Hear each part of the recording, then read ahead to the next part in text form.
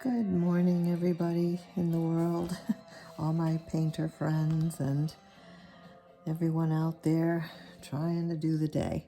Well, I thought this afternoon I would sit down at the table here and we would go over a few things. Mostly to do, I'm bringing it right down to very beginner because I think it's important. As a matter of fact, I wanted to put this in half. Just practice paper, so we don't need the whole piece of paper by any means. So we'll just put that in half. And I wanted to show you and talk about water on the brushes, water on the paper, and a little bit about that. So I'm going to take like this big round one, this mop type brush, this round brush, this mop type, this one here, which is a cat's tongue, I think it's called. And then, ones like this and small ones like, I forgot to put it down here. Okay, hold on. Small ones like this. What's the difference with these, all these brushes in, to do with water? What does it mean? Okay, so we have wet on wet, it's called, to paint. We have wet on dry. We have dry on dry. So all these brushes kind of do water a little differently. A brush like this is, because it has a fairly big belly, and even any brush that is even larger than these, they're going to hold a lot of water, okay? This brush here will hold a decent amount of water. It's quite large. This one will hold a decent amount of water because it's quite large. This is a mop brush. This will hold quite a lot of water, and it's for doing a big space, a wash, a very watery wash, because I can't, as you can see, I have no point. There's no chisel edge. It's just like a big mop, right? So it's just going to be for putting a real watery wash down. But all that's good for. And then the smaller you go, the less water it's going to hold. You'll be able to do small areas without a lot of water dripping out of your brush or having to take a lot of water out. Also meaning, you're going to have to wet it a little more often and so on. So anything smaller like these, the real smaller brushes, are not going to hold a lot of water like these. Hope that makes sense. Or like this, especially one this size. I mean, that's a big brush, or anything bigger. I've got a bunch of bigger ones that I actually bought by mistake. But anyway, okay, so what I want to show you here first is using, well, let's use this really big one, okay, as a big belly, they call it. I'm going to put it in the water, and I'm going to take some of that water off on my, I don't think you can see my bowl here. All right, take some off here from the bowl. I'm going to dip it into my paint. Now, this is what it looks like with no water on the paper and just a decent amount of water in the brush. But if I go in here and I add more water and I don't wipe it off, I can pick this color up and look at how much water is happening. I didn't wipe the water off, excuse me, and it's a much more watery consistency, right? So if we go in here, now here's another thing. If I go in the water, I don't wipe any off. I come down here to the paper and put water. Then I go into my color and I put it. It's, I didn't put enough on the paper. Anyway, see, you can't, it's not gonna move any further than where I put water around it. The rest of the paper is dry. And then if I go in here and add more water, it's gonna also move and puddle and really not be able to be handled much. Now, if I just wet the side of the paper here, look at what's happening. It's going to follow the paper. And if I was to move the paper, but look at all the puddles. See, you can't do anything defined there. It's kind of doing all its own thing, following the water, as you can see. And you can see there's a few little places here where I didn't put water. It's not going there because there's no water on that paper. All right, so let's mop that up a little bit. So that was that one. Now, if I take the water off my brush, and I really don't have much of any water on my brush, just what's in it. Just, from dipping it in the water and wiping it off, go into the paint, and without watering the paper, putting water on the paper, we're getting a nice, vivid color, right?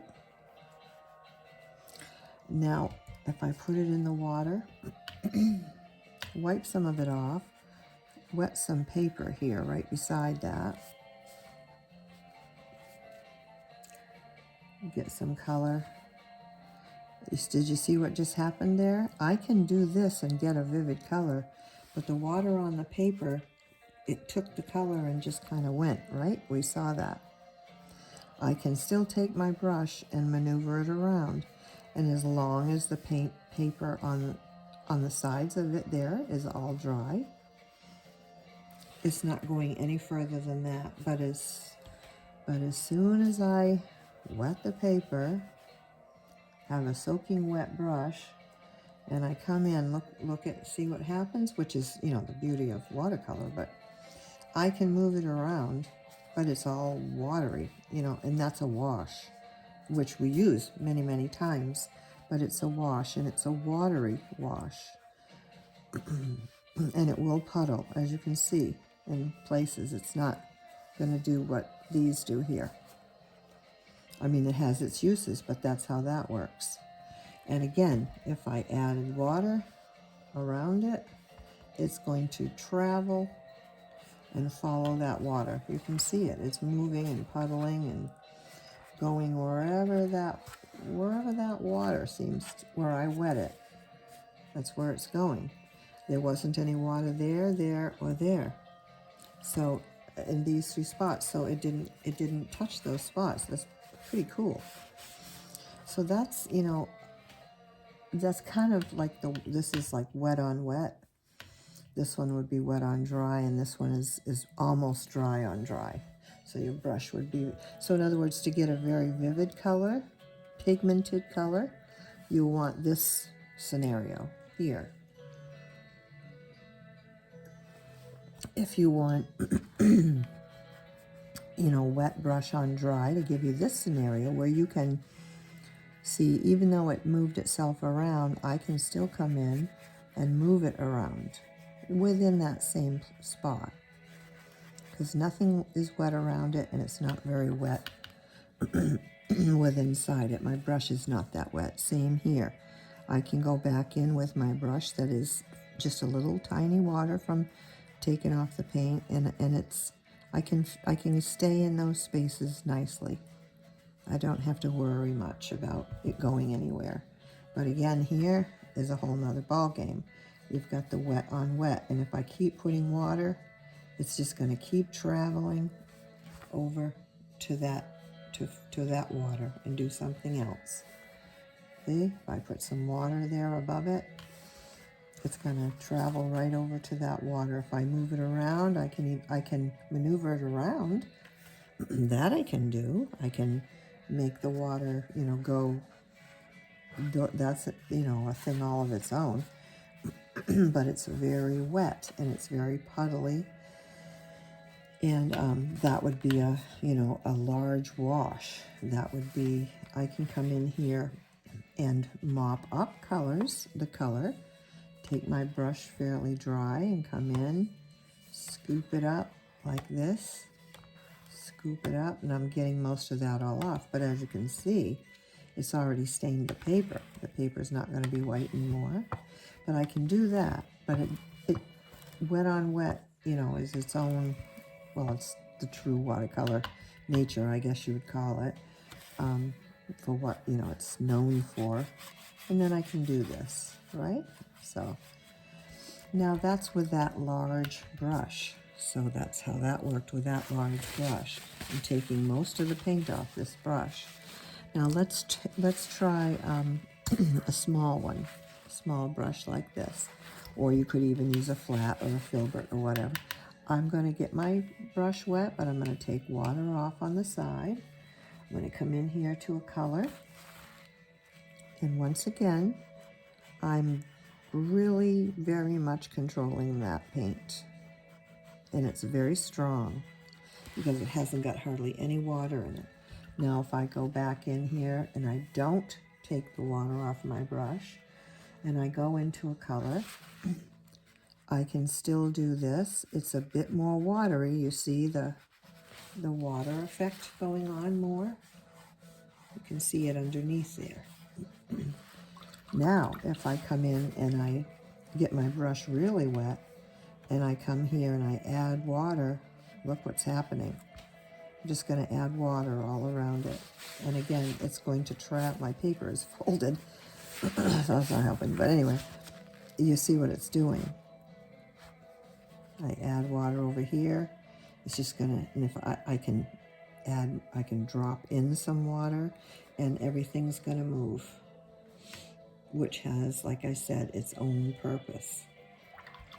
And then if I wanted a semi, let's see, on the dry, let's see if we come up here with, and I wet this first. I'll just wet this area of paper right here. I got a shadow going on. And I get some color. What it's just going to do is just going to move. No matter, within that water that you put down, it's wet on wet, puddly. It's a wash. So if I was to add, if I come in here and I took another color, see, I can do this. This is painting and make many beautiful things with it. It's going to move. Whoops, I'm sorry. It's going to move within that space. See what it's doing? That I put the water. It's not going to go any further because there's no water here. If I was to add water here, it'll keep following that water. It'll just keep moving with the water. Wherever there's no water, it stops. See, you can see there's a spot here and here and here. So you see these things all have their purpose and their, well, I just covered them up, sorry. And you see this stays this way for quite a long time. This is still moving around. So it really all depends. Now, the other thing I was going to say is that the difference between these two, the larger kind of brush and the smaller kind of brush, as I was mentioning before, no matter whether it's flat or round or whatever, you're going to get a lot more water to have to deal with this big one than you are with this small one. So also when you paint, you're going to need to pay attention to this bigger brush holding that much water. So you're going to have to wipe it off more often, off on your paper towel, depending on what you're doing. With the small one, it's going to have water in it and all that. But and you'll also have to tap it off at times depending on, like if you're in a little small space. If you're in a big area, which you probably wouldn't do with a small brush anyway. But even if it's like an area like this, you're going to have so much water on your brush, right?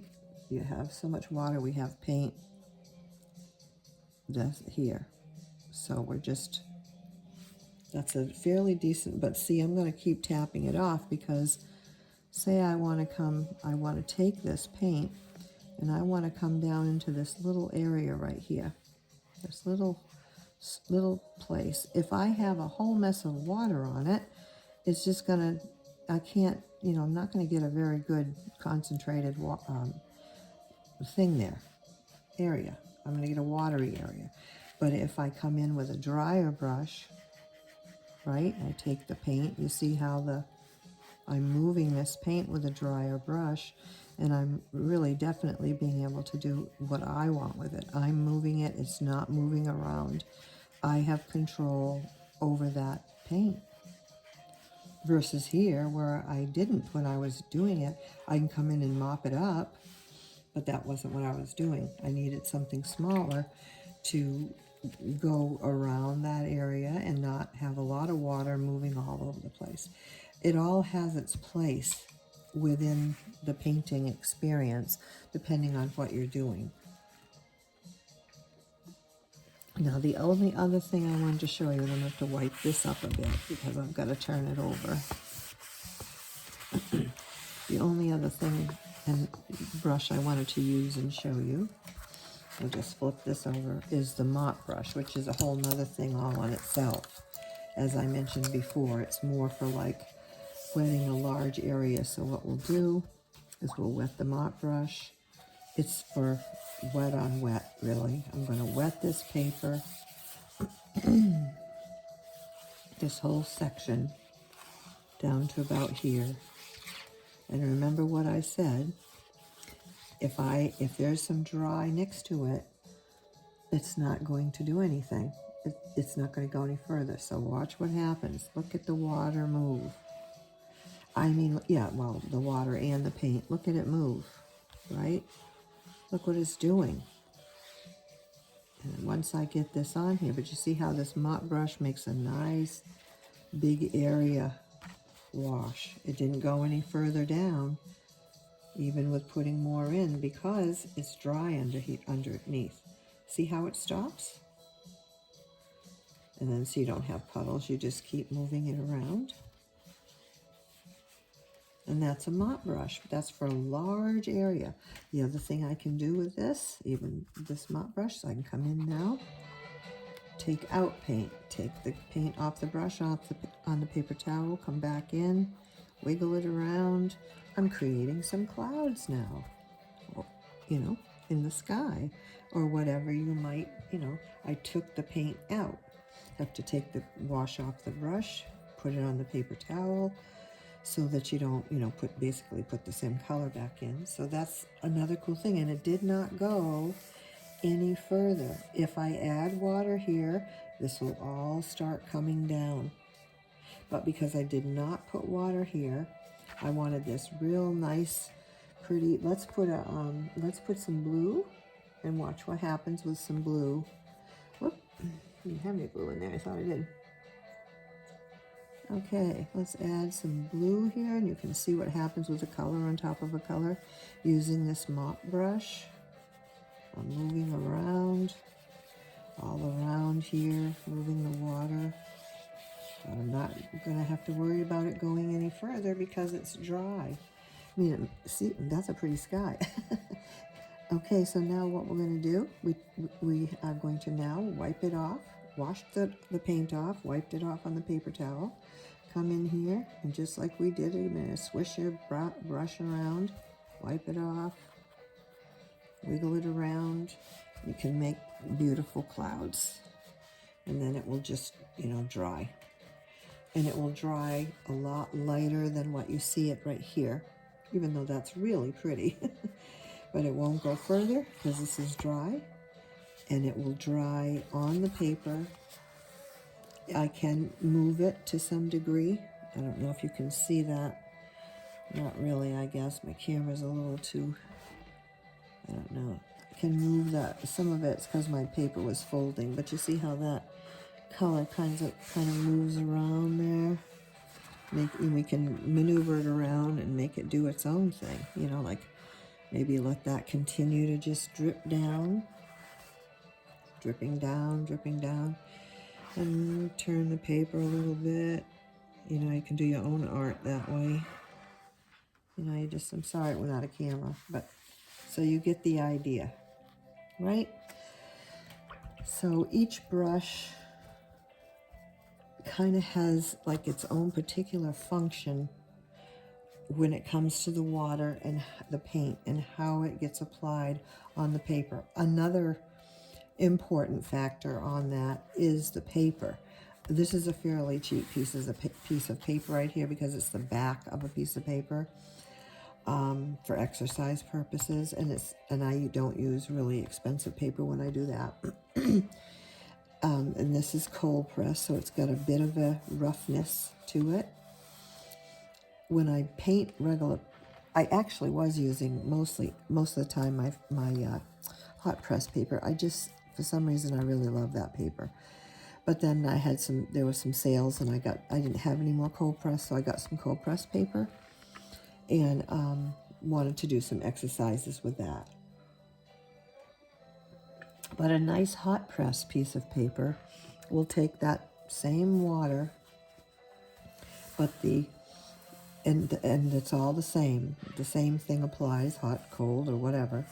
It's just the more quality the paper, the more the water, it holds the water. It soaks in, and it's not going to run off. You know, when you put it down, it soaks right in and does what it's supposed to do. Even the good hot press paper, even though it's completely smooth, there's no roughness to it. I love it. But I'm using what I have right now, which is the cold press. So I hope that was, kind of helpful. It's just kind of one of those things for beginners that, like when I first began, it all just was mud to me. But the more I watched it, and the more I learned, and the more I got to understand it, and then applied it, and practiced and practiced and practiced, then, it all starts kicking in, and you get it. So try it out, folks. Try it out. Zoom in, zoom out, speed up, slow down, whatever you want to do or have to do. And try it out. Use just one brush, if that's all you have, just to get that feel of what watercolor does, okay?